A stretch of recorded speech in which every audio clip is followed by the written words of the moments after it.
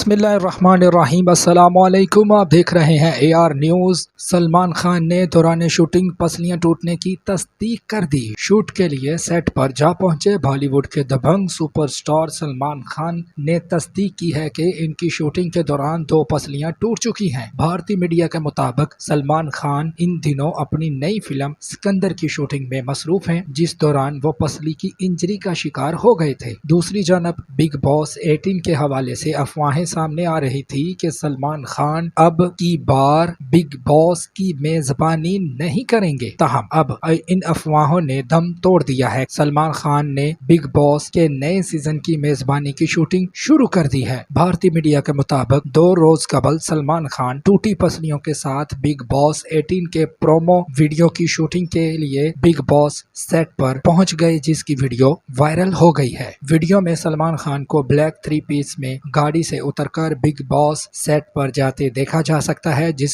दौरान फोटोग्राफर ने दरख्वास्त की कि मेरी 2 पसलियां टूटी हुई हैं, ख्याल करो। बाद अज़ां शूटिंग के दौरान भी सलमान खान को दर्द में मुब्तला देखा गया। भारतीय मीडिया के मुताबिक सलमान खान पसली की इंजरी से सेहतियाब हो रहे हैं, जिसके बाद अदाकार ने मुंबई में